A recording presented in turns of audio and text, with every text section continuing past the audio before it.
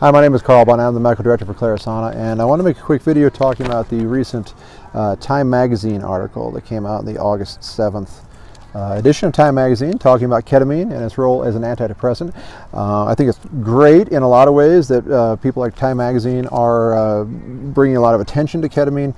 It's obviously becoming much more mainstream and becoming much more accepted as a powerful treatment for treatment-resistant depression and other mood disorders and whatnot. There's a few things I just want to make some comments on this article and kind of go over, just so people can kind of get a little bit better context on certain aspects that I think were not necessarily highlighted, or perhaps put in a light that wasn't quite as positive for ketamine in this article. So the first thing is that the authors kept talking about the trip. They talked about the trip. The patients were having a trip, and ketamine gives you a trip. And I think that, you know, when you talk about ketamine as a hallucinogenic and you keep going on about the trip and whatnot, you know, part of this is kind of an unfortunate stereotype, and some of it can be somewhat related to a desire on the part of some people to paint ketamine in a bad light. You know, ketamine historically is a dissociative anesthetic, right? So it disconnects your brain from your peripheral nervous systems to allow you know, the performance of a painful procedure. So now, that being said, there's really not a lot of rocket science right there. I mean, right? It's kind of like at the clutch on a manual transmission car. When you depress the clutch all the way, you then disconnect the engine from the drivetrain. So if I see you in the emergency department, I give you a big bolus of ketamine in order to do a painful procedure, like, you know, reduce a joint or whatever the case may be, you're going to disconnect, right? So it just disconnects that connection. When we're doing it in a low dose fashion, like in the outpatient setting where we're using ketamine for non-anesthetic indications, it's kind of like riding the clutch, right? So there's a little bit of disconnection between the peripheral nerves and the brain.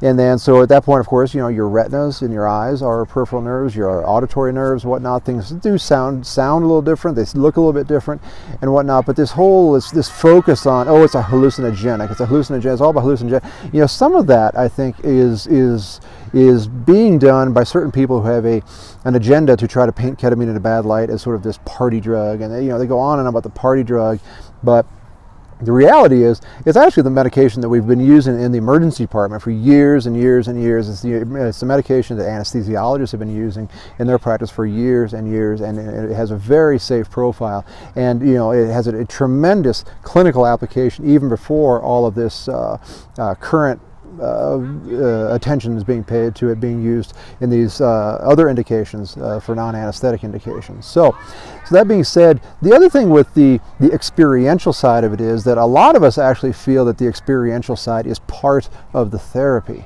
And that is a real paradigm change. That really is quite a departure from a lot of medications. And the thing is, that can be extremely frustrating for certain people in the pharmaceutical industry, because, you know, they're trying to paint ketamine as being this psychedelic medication, and oh, if only we could get rid of all those experiential qualities, if we could get rid of, you know, the auditory and the visual changes and whatnot.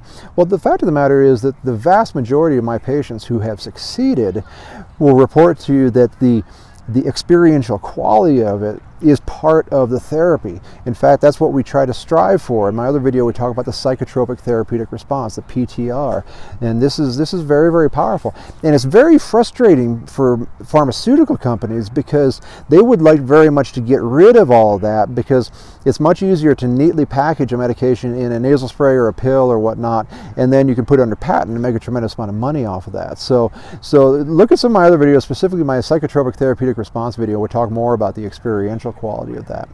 Now, the other thing with the Time Magazine article is that, you know, they talk about the various clinics that popped up around the country that are doing ketamine therapy. And it's true, there have been a lot. You know, when Klarisana started in 2015, you know, I could only count about 20 across the country, and now there's probably over 100. I mean, a lot of people have really you know, jumped onto this concept and are making clinics all over the place. And that can be good and that can be bad, because, you know, there are a lot of places that are mission driven and who are doing it because they really want to make a difference in people's lives. And you know, one of the big things for Klarisana initially came out of the desire to change, to affect the veteran suicide rate, and then you know, expanded into this mission basically to affect the suicide rate across the board, to help people with treatment-resistant depression and PTSD and whatnot. Now, there are some who, of course, are jumping on the bandwagon thinking this could be the next Botox, this could be the next thing that they can make a lot of money off of. You do see some groups out there who are trying to turn their package into some sort of an easily reproducible formula. They come up with cute little trademarked names for proprietary blends of ketamine that are not evidence-based, that they're whatnot. So there is some tomfoolery out there that is very unfortunate. So that can be kind of tricky for prospective patients to sort of sort through that. One of the things that a number of us have done to try to combat that is we did create the first professional society of ketamine physicians called the American Society of Ketamine Physicians, ASKP. So that could be one thing you can look at to see if the clinic you're thinking about going to is a member of ASKP. The other thing too, when you're looking at clinics that are out there, please ask them what's the evidence for what they're doing.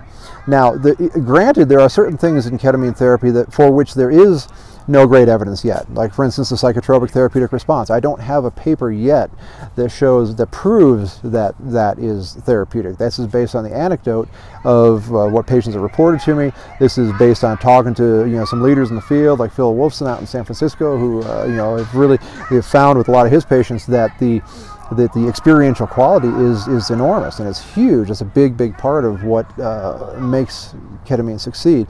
So, but that being said, you also got to look at the things we do. I will show you the evidence for, and you got to ask yourself, in some of the clinics, if they are trying to make some claims that just really can't be substantiated, you gotta take that with a grain of salt, and you got to ask them where it's coming from. If they're coming up with some mix of ketamine that's some trademark name or whatnot, that's certain levels can cure different ailments and whatnot. Okay, where's that coming from? Where did you get that, and whatnot? So that's important to consider. The other thing too, the final thing I'll say is that just the context of ketamine needs to be looked at. The article is important. It talks about the use of ketamine in treatment-resistant depression and mood disorders. But you got to remember that ketamine is a complex medication, and the applicability of ketamine goes far beyond mental health. The use of ketamine for chronic pain is vitally important, and this is a real game changer in that regard as well. And that was not covered in the Time magazine article. In fact, there are a few references in the Time article talking about, we might just switch people from opiates to ketamine. Now that I believe, in my experience, is completely false. We've had a number of people who are truly dependent and tolerant to narcotics, who have chronic pain, and they've gone down this dark pathway of tolerance to narcotics and then opiate-induced hyperalgesia. And for them, we've had a whole bunch of them. We've been able to take them off narcotics, do occasional ketamine infusions, and that is a very powerful therapy. And I think it has huge ramifications for the opiate crisis that we have in the United States. So anyway, those are my thoughts on the Time magazine article. Otherwise, I thank them for doing it. I think it's great that we're starting to see ketamine in the mainstream media.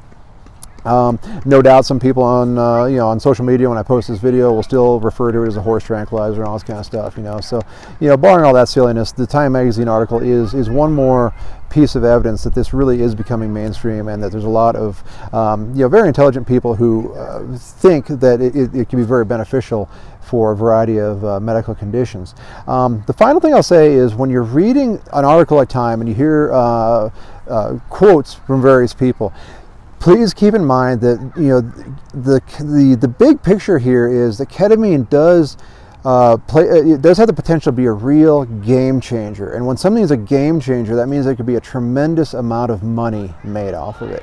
So when you hear a quote from anybody, when you hear a quote from me, ask yourself, what is the financial incentive of that person? Why are they saying that?